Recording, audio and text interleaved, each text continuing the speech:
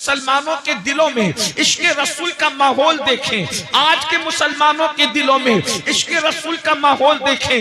مسلمانوں یاد رکھنا، یہ ہزاروں کی بھیڑ دیکھ کر بہت خوش ہونے کی ضرورت نہیں ہے، شکر کیجئے.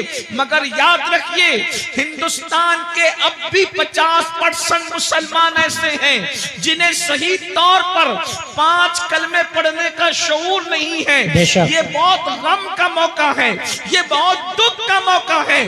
یاد رکھنا 2-4 جلسے کر کے ہم اپنی مسلمانیت کا حق ادا نہیں کر سکتے.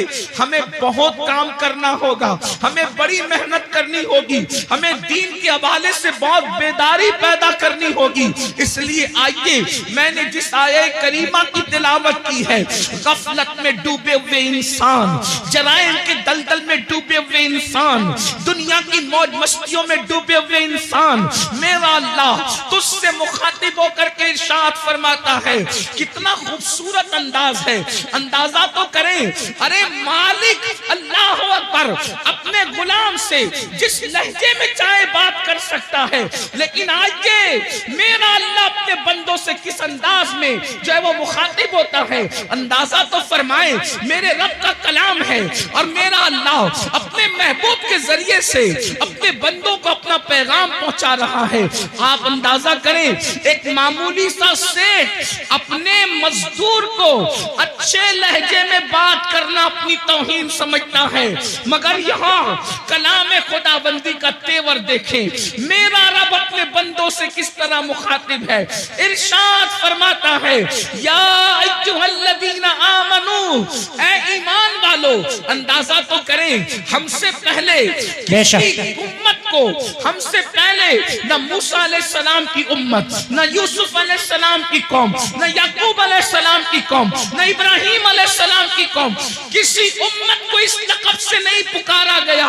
اگر یہ پکارا جا رہا ہے تو صرف امت محمدیہ کو پکارا جا رہا ہے، اور اس کی وجہ یہ نہیں کہ ہم بہت بڑے ہیں، نہیں، بلکہ وجہ یہ ہے کہ اللہ نے ہمیں محبوب کی امت میں پیدا فرمایا. بے شک، بابا بابا بابا، محبوب سے پیار ہے تو محبوب کی امت سے بھی پیار ہے. سبحان اللہ. کیا کہا جا رہا ہے؟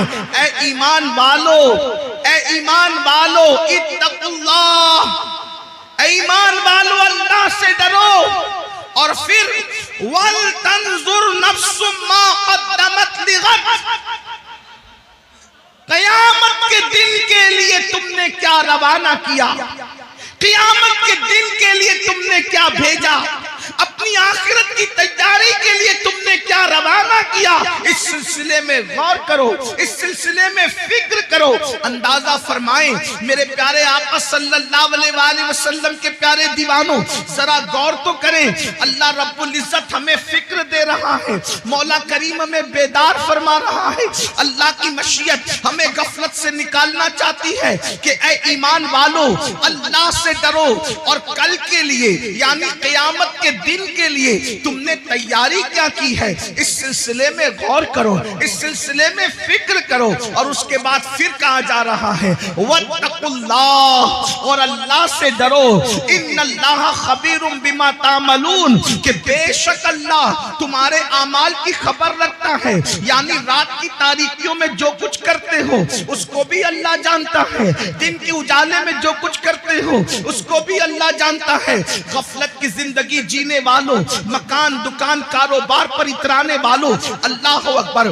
آئیے ہماری زندگی کی 6 منزلیں ہیں، ہماری زندگی کی 6 گھاٹیاں ہیں، ہماری زندگی کے سفر کے 6 مراکز ہیں. مثال کے طور پر ہمارا پہلا سفر مٹی سے لے کر خمیر تک کے تھا. ہمارا دوسرا سفر باپ کی پیٹ سے لے کر ماں کے پیٹ تک تھا. ہمارا تیسرا سفر ماں کے پیٹ سے لے کر دنیا میں آنے تک تھا. ہمارا چوتھا سفر دنیا سے لے کے قبر تک ہے، اور 5واں سفر قبر سے لے کے حشر تک ہے، اور 6واں سفر حشر سے لے کر یا تو کوئی خوش نصیب جنت میں جائے گا، یا تو کوئی بد نصیب جو ہے وہ جہنم کا ایندھن بنے گا. یہ 6 سفر ہے، یہ 6 گھاٹیاں ہیں. اب دیکھو دیکھو 6 منزلیں تھی سفر کی، 3 منزلیں تو ختم ہو گئی، 3 منزلیں ہم پار کر چکے، مگر یاد رکھنا، دل کے کانوں سے سننا، اگر آپ یہ توقع مجھ سے لے کر کے آئے ہیں کہ میں آپ کو مفت میں جنت بانٹنے کے لیے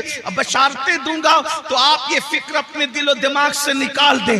اس کی وجہ یہ ہے کہ میں نے آپ کی خوشی کی کوئی بات نہیں کرنا، میں نے تو مولا کی خوشی کی بات کرنا ہے، اس لیے کہ مجھے بھی اللہ کی رضا چاہیے اور آپ کو بھی چاہیے۔ یاد رکھیے گا، اللہ اکبر۔ لیکن جو لوگ سن سکتے ہیں ذرا توجہ سے سنیں، 3 منزلیں ہم طے کر چکے ہیں، مگر تینوں منزلوں میں اعمال کا کوئی عمل دخل نہیں ہے۔ مٹی سے لے کے خمیر تک لانا اللہ کا کرم ہے، اس میں عمل کا کوئی عمل دخل نہیں ہے۔ اس کے بعد باپ کی پیٹ سے ماں کے پیٹ تک آنا، اس میں بھی انسان کے عمل کا کوئی دخل نہیں ہے، یہ اللہ رب العزت کی مرضی اور مشیت ہے۔ اس کے بعد جو ہے اللہ اکبر، ماں کے پیٹ سے دنیا میں آنا، اس میں بھی عمل کا کوئی دخل نہیں ہے۔ لیکن اب دنیا سے جو قبر بہتر ہوگی، اس میں اللہ نے عمل کو ذریعہ قرار دیا ہے۔ ایمان کے بعد عمل صالح، قبر اسی کی سورے گی جس کے اعمال بہتر ہوں گے، حشر اسی کا سورے گا جس کے اعمال بہتر ہوں گے، جنت میں وہی جائے گا ایمان کے بعد جو اچھا عمل کرے گا۔ اب آئیے نا، ہماری زندگی کی 3 گھاٹیاں باقی ہے، نمبر 1 قبر، نمبر 2 میدان محشر، اور نمبر 3 یا تو جنت ٹھکانا ہوگا یا پھر اس کے علاوہ۔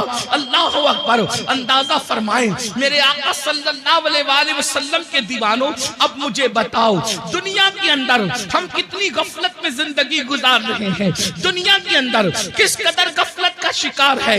کوئی دکان کر رہا ہے، کوئی مکان کر رہا ہے، دنیا کے اندر اتنے ڈوب گئے، اللہ کا نام لینے کی فرصت نہیں، اللہ کی عبادت کی فرصت نہیں۔ آئیے میں بہت طویل گفتگو نہیں کروں گا، لیکن ایک بہت اہم بات آپ کے کانوں سے گزارنا چاہتا ہوں۔ اللہ اکبر، اللہ اکبر۔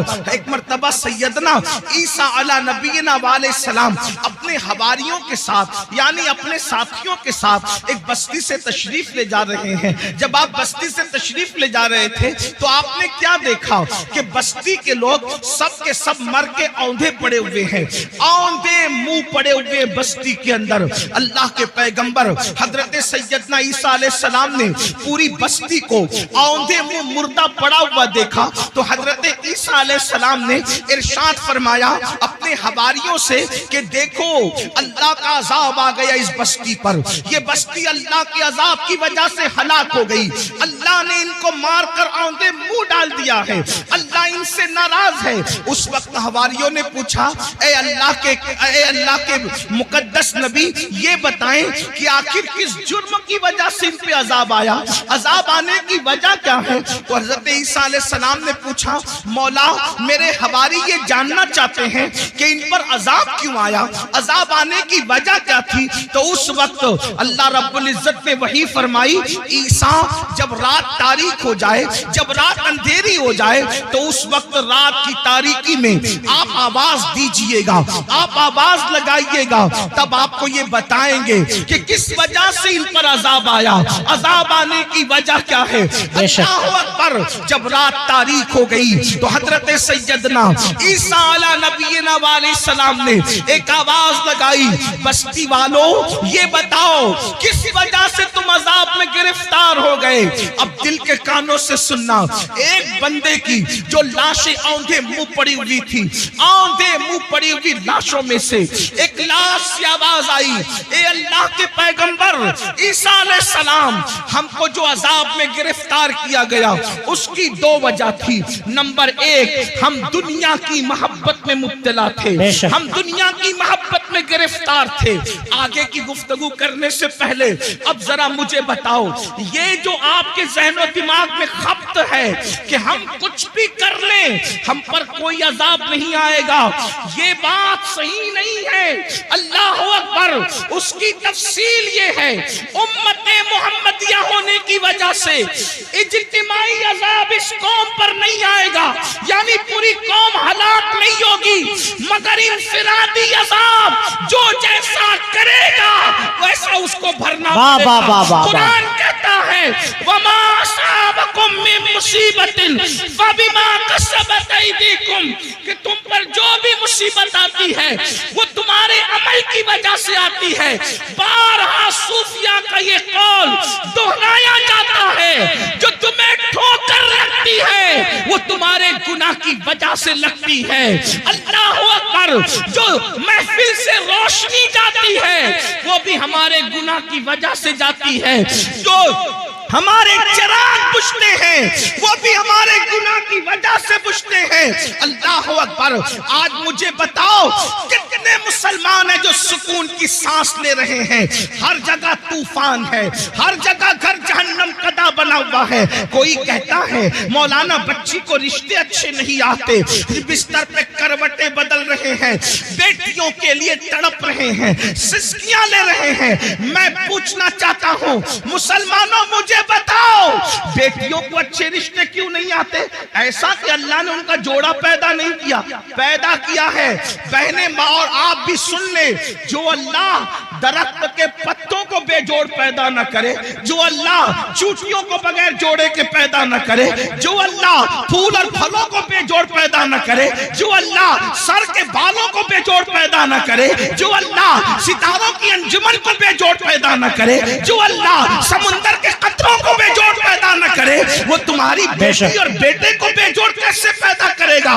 لیکن یہ رشتے کیوں تھمے ہوئے ہیں؟ کہا کسی نے باندھ دیا ہے۔ میں کہتا ہوں یاد رکھنا، میٹر کچھ بھی ہو، میری نظر تمہاری گفتگو پر نہیں۔ ہم تو مصطفیٰ جان رحمت کے غلام ہیں، حضور کی بات پر توجہ کریں گے، اللہ کی بات پر توجہ کریں گے۔ یاد رکھنا، کسی نے باندھا ہو نہ باندھا ہو، کسی نے رکاوٹ پیدا کی ہو یا نہ کی ہو، قرآن کہتا ہے وَمَا أَصَابَكُم مِّن مُّصِيبَةٍ فَبِمَا كَسَبَتْ أَيْدِيكُم، کہ تم پر جو بھی مصیبت آتی ہے اللہ اکبر تمہارے کرتوت کی وجہ سے۔ سیدنا فاروق اعظم فرماتے ہیں جب تم گناہ کرتے ہو تو قبر انور میں رسول اللہ کو رنجیدہ کرتے ہو۔ جو کام اپنے نبی کو قبر انور میں اذیت پہنچائے، وہ قوم بستر پر سکون کی سانس کیسے لے سکتی ہے؟ تم خدا کے محبوب کو بے قرار کرتے ہو، پھر اللہ تمہیں بے قرار کرتا ہے۔ بے شک نیند کی گولیاں کھا کر بھی تمہیں چین کی نیند نہیں، اس لیے کہ تم نے گنبد خضرا میں خدا کے محبوب کو بے چین کیا، حضور کو بے قرار کیا۔ اللہ اکبر، کون سا گناہ نہیں کرتے؟ آج کہتے ہو میں بستر پر تڑپتا ہوں، کیوں؟ ہمارے کرتوت۔ غور کرو، اپنے اعمال کا احتساب کرو۔ آج تو ہر آدمی اپنے آپ کو ولی سے کم سمجھنے کو تیار نہیں ہے۔ جی، اگر اللہ کا انعام ہو تو سمجھتے ہیں کہ ہمارے اعمال کی وجہ سے بندے اپنے اعمال کی اوقات اور حیثیت کیا ہے؟ جس قوم کو وضو اور غسل کا طریقہ یاد نہ ہو، اس کے اعمال کی حیثیت کیا ہے؟ جی، یہ تو اللہ کا کرم ہے، یہ تو اللہ کا احسان ہے کہ اس نے تمہارے بھی اور ہمارے بھی عیبوں پہ پردے ڈال رکھے ہیں۔ بے شک سچی بات کو ایمان لگتی اگر وہ تمہارے اور میرے عیبوں پہ پردے نہ ڈالتا۔ میں ان اللہ والوں کی بات نہیں کر رہا ہوں، تمہاری اور میری کر رہا ہوں۔ اگر وہ آپ کے اور میرے عیبوں پہ پردے نہ ڈالتا تو نہ آپ یہاں بیٹھنے کے قابل ہوتے، نہ میں یہاں بیٹھنے کے قابل۔ اس کا کتنا بڑا احسان ہے۔ تو آج اگر بیٹیوں کو رشتے نہیں آ رہے ہیں، ہم نے حضور کو رنجیدہ کیا، اللہ ہمیں رنجیدہ کر رہا۔ ہم نے حضور کو اذیت دی، اس لیے تڑپ رہے ہو۔ روزی کے معاملے میں کیوں پریشان ہو؟ روزی کے معاملے میں کیوں تڑپ رہے ہو؟ حضور کو اذیت دے رہے ہو۔ کون سے گناہ جو نہیں کرتے؟ زنا کو تو آج گناہ سمجھا ہی نہیں جاتا، فیشن بنا دیا گیا۔ زنا کو عشق کا نام دے دیا گیا، زنا کو محبت کا نام دے دیا گیا، لیکن اللہ ان کانوں تک یہ آواز پہنچائے۔ اگر حدیث میں یہ بات نہ آتی تو شاید میں کہنے کی ہمت نہیں کرتا کہ پوری امت کو جتنا عذاب دیا جائے گا، جی، پوری امت کو جتنا عذاب دیا جائے گا، اس کا نصف عذاب شادی شدہ زانیوں کو دیا جائے. یعنی پوری امت کو جتنا عذاب، اس امت کے برابر آدھا عذاب. یعنی سب کو الگ الگ جو عذاب ہوگا، ان سب کا عذاب اگر جمع کیا جائے تو جیسے ایک صرف سمجھانے کے لیے مثال کے طور پہ 100 روپے 10 لوگوں کو دے دیا گیا، تب 10 لوگوں کے 100 روپے کو جمع کریں تو کتنا ہو گیا؟ 1000. اب 1000 کا نصف اگر کسی کو دیا جائے تو کتنا بڑا ہے؟ اللہ اکبر. بلا تمثیل صرف سمجھانے کے لیے زانیوں کو جو شادی شدہ ہو کر